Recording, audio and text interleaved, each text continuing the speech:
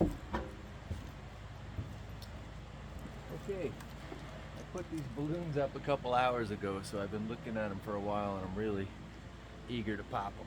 I'm gonna try to make this just kind of a YouTube video. I always post my YouTube videos kind of as a secondary thought, but I'm really happy with all the feedback and stuff I'm getting on my YouTube page, so I'm gonna try to dedicate more time towards it. I don't know if you saw yesterday, I was shooting bear shaft arrows today. Everything's fletched up. This is what they look like. This is the latest batch that I'm shooting. So I got 12 arrows, 12 balloons. I doubt I can do it, but let's see. They're flying really nice. So I'll try to give some advice along the way. If you guys have any questions, go ahead and hit me up. This will be the first shot of the day, so let's go for the yellow balloon on that deer. On the coyote all the way on the left. Coyote missing a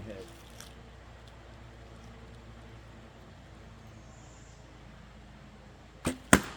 Alright, so for me personally, I like to shoot with my cock feather, meaning this feather, in. I like to try to get it to go in that groove right there. So since this is the first time you're seeing me shoot these, I'm going to have to set up each one as we go. And it doesn't matter how you orient them, just whatever you do, stick with it. That's basically my opinion about traditional archery. I don't care, even if you're doing it wrong, if you're doing it the same way each time, and you're very consistent, you're gonna be active. So we'll get the blue balloon now, that light blue one.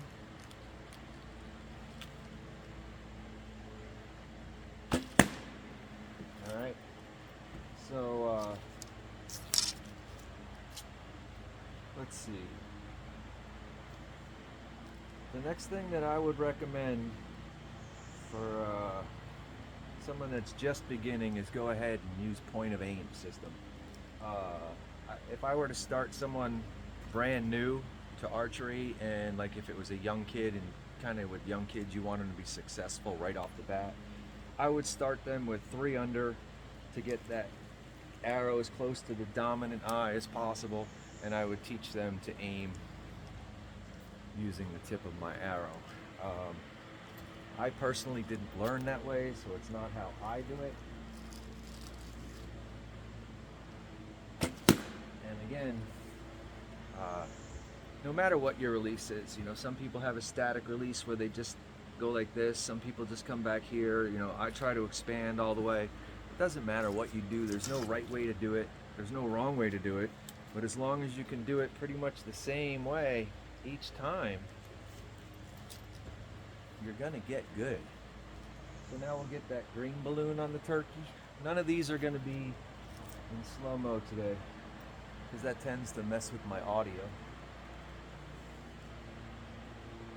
Alright, so now we'll go ahead and get the red balloon on the target that's just a deer head in the ground.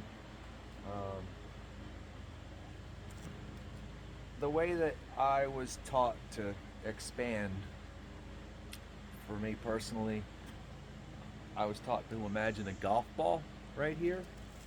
And so what I'm doing is when I first started this, on my release I would come back and act as if I was grabbing a golf ball. And for me it was one of those kind of fake it till you make it things. I do expand upon my shot. I don't expand to trigger the shot. Hopefully that doesn't confuse you, but I've done it enough personally that I can expand upon release. I think I've explained in the past, I personally use the feather touching my nose as my release. It's called a surprise release because it's either, like a clicker up here, you would get to a certain point, it would go click and you release. For me, it's kind of like I'm pulling back, I'm aiming, I'm pulling back, and then the feather touches my nose, and that's when I release.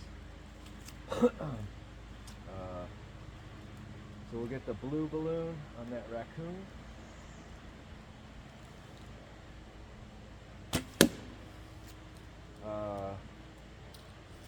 These arrows seem to be flying well for me.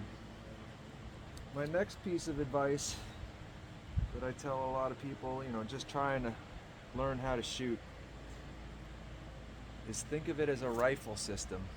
And this back elbow are the rear sights of your rifle, and this is the front pin. So if you can line up your back elbow with the tip of your arrow while you're shooting, it greatly increases your accuracy. If you watch me do it, my elbow's still going to be off to the left, but in my mind, it feels like I'm aligned correctly.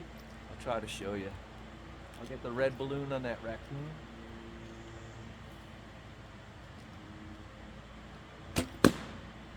So in my mind, it feels like it's perfect alignment. I know it's not when you watch it, but that can help you out greatly. Let's see. One other thing that messed me up when I was a kid was I thought of the word at anchor point as like coming to anchor, and I would just rest my hand here when I would shoot, and inevitably it caused me to collapse when I would release. So don't do that. Whenever you're aiming or doing whatever, always be pulling back. If you can, use these muscles to pull it back, not this. These muscles back here. Anyway, we'll get the white balloon on that woodchuck.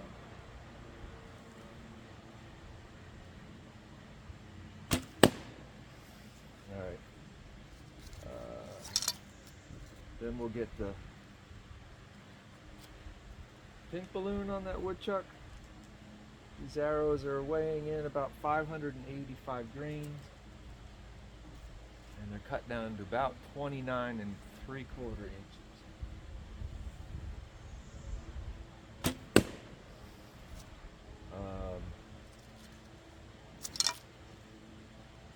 Let's see. We'll get that red balloon on the deer.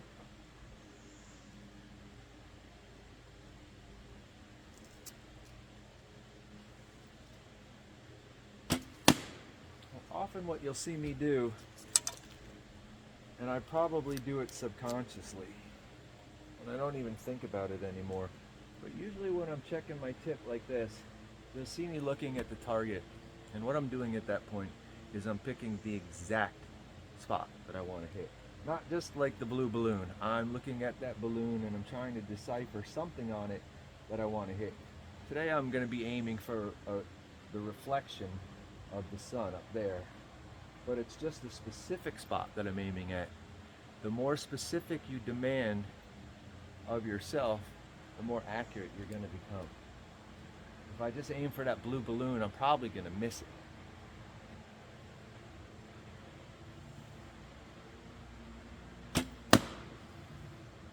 And should be down to the last arrow.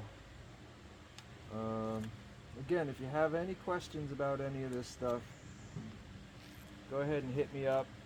I've never asked for people to like or subscribe to my stuff in the past, but if you don't mind, I'm going to try to spend more time on my YouTube videos. And what I plan on doing is I'm going to film my hunting this year.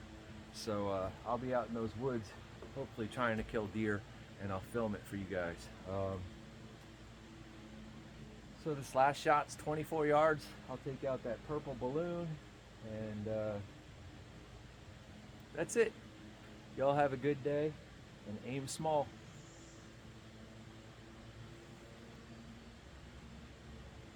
All right.